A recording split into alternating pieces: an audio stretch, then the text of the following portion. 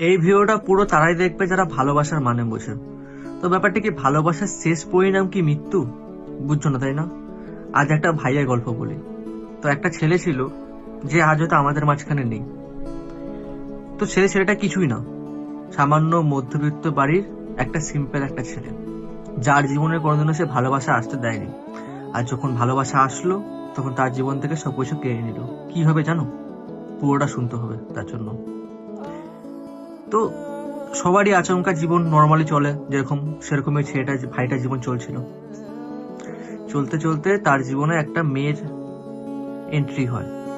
সেই মেয়েটা জোর করে ছেলেটাকে ভালোবাসতে বাধ্য করায়। ছেলেটা বলতো, দেখো আমি গরিব পরিবারের ছেলে, আমি তোমাকে ভালোবাসতে পারবো না, কারণ তোমার বাবার অনেক টাকা আছে এবং আমি যদি তোমাকে ভালোবাসি সমাজ আমাকে বলবে যে আমি তোমার টাকা দেখে তোমাকে ভালোবেসেছি। মেয়েটা বললো যে না, এরকম কিছু হতে পারে না, তুমি আমাকে ভালোবাসো, আমি তোমাকে পাগলের মতো চাই। এরকম করে দিনের পর দিন, মাসের পর মাস সেই মেয়েটা ছেলেটার পেছনে লেগেছিল। ছেলেটার মনটা আর পাথর ছিল না, অবশেষে মনটা পিছলেই গেল। ছেলেটা মেয়েটাকে ভালোবেসে ফেললো। ভালোবাসার পর জাস্ট কিছুদিন পর মেয়েটার বাড়ির লোক জানতে পারে। আর বাড়ির লোক জানতে পারে সেই একই জিনিস, বাড়িতে ঝামেলা হয় মেয়েটার বাড়িতে। মেয়েটার বাড়ির লোক ছেলেটাকে অনেক বাজে বাজে কথা শোনায়, ডাইরেক্ট বলে যে তোর তোর সামর্থ্য কি, তুই আমাদের বাড়ির মেয়েকে ভালোবাসবি, তোর মধ্যে আছেটা কি?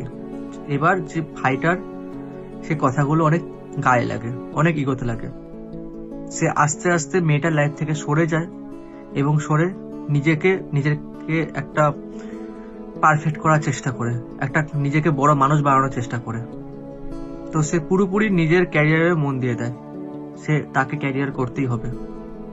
আস্তে আস্তে সে ছোটখাটো রাস্তায় ফুটপাতের দোকান থেকে বড় একটা জায়গায় চলে যায়, বড় একটা জায়গায় যেখানে মেয়েটার বাড়ির লোক একেবারেই হ্যাঁ বলে দেবে, সেরকম একটা জায়গায় চলে যায়।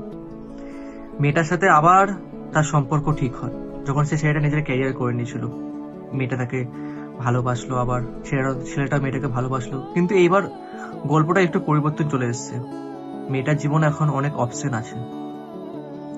ছেলেটা মেয়েটাকে আরো ভালোবাসার চেষ্টা করলো এবং ভালোবাসলো, কিন্তু মেয়েটা কোনো কিছুতে খুশি হতো না। এদিকে ওই ছেলেটাই ওই মেয়েটার জন্য নিজেকে তৈরি করেছে, নিজেকে পারফেক্ট করার চেষ্টা করেছে, নিজেকে গরিব থেকে বড় লোক বানিয়েছে অন্তত, কিন্তু তাও মেয়েটা কোনো কিছুতে খুশি হচ্ছিল না। একটা দিন ছেলেটা মেয়েটাকে ধরে নেয় একটা জিনিসে। কি জানো? যখন মেয়েটা ফোন ঘাটছিল, ছেলেটা আচমকা মেয়েটা ফোনের স্ক্রিনের দিকে তাকায়। ওইখানে দেখতে পায় একটা ছেলে। সে ছেলেটার সাথে মেয়েটা কথা বলে। তো ভাইটা জিজ্ঞেস করলো যে এই ছেলেটা কে। মেয়েটা বললো যে এটা আমার দাদা হয়।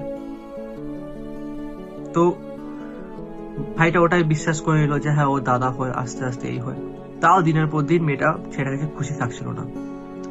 এবার একদিন ছেলেটা জানতে পারলো যে মেয়েটা বলেছিল যেটা আমার দাদা হয়, ওই দাদা নামের ছেলেটা হচ্ছে ওই মেয়েটার এক্স, যার সাথে সম্পর্কে থাকাকালীন ওই মেয়েটা তার প্রাক্তনের সাথে বা এক্সের সাথে কথা বলতো।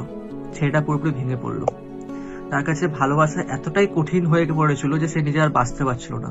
তার প্রচন্ড কষ্ট হচ্ছিল, কারণ সে কাউকে বলতে পারছিল না তার মনের ফিলিং এর কথা। অবশেষে ছেলেটা নিজের জীবন দিয়ে দেয়। কিন্তু সব থেকে বড় কথা হচ্ছে এখানে কে জিতলো, কে ঠিক ছিল, কে ভুল ছিল? তোমরাই বলো কমেন্টে।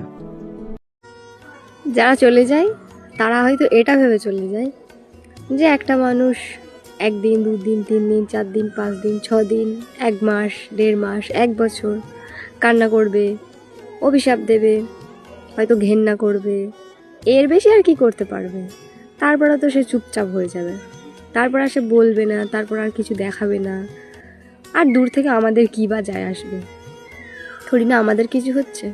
কিন্তু ওই যে মানুষটা সহ্য করছে, ওই যে স্টেজটা সে পার করছে, ওই যে পরিস্থিতিটার মধ্যে দিয়ে যে যাচ্ছে, একমাত্র সেই জানে সে কীরকম পরিস্থিতির মধ্যে আছে, সে কোন জায়গাতে দাঁড়িয়ে আছে। তারা চলে যায়, তাদের দেখারও দরকার পড়ে না যে সামনের মানুষটা ঠিক কী যাচ্ছে, কিসের ওপর দিয়ে যাচ্ছে। তারা তো এটা ভেবেই খালাস, আমাদের কি হবে, আমাদের তো কিছু না, আমাদের অত যায় আসে না। কিন্তু সেই মানুষটার অনেক কিছু আসে যায়। যেই মানুষটাকে ছাড়া আপনার এক বিন্দুও চলতো না, একদিন সেই মানুষটাই আপনাকে বুঝিয়ে দিয়ে যাবে আসলেই নিজের বললে কেউ নিজের হয় না।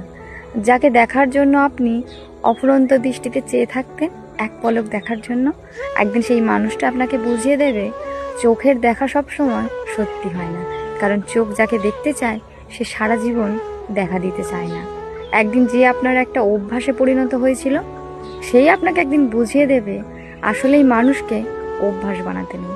একদিন যাকে ছাড়া আপনার পুরো পৃথিবীকে শূন্য মনে হতো আর বারবার আপনি আপনার দুর্বলতাটাকে তাকে বোঝাতেন, আর সে আপনাকে একটা সময় পর বুঝিয়ে দিয়ে যাবে আসলে এই মানুষকে এত সহজে নিজের করতে নেই, কারণ মানুষ হচ্ছে অভ্যাসের দাস। আজকে যাকে আপনি অভ্যাস বানাচ্ছেন কাল আপনাকে সে অভ্যাস ছাড়াই থাকতে শিখিয়ে দেবে। তাই মানুষকে নিজের দুর্বলতা কখনো বলার দরকার নেই।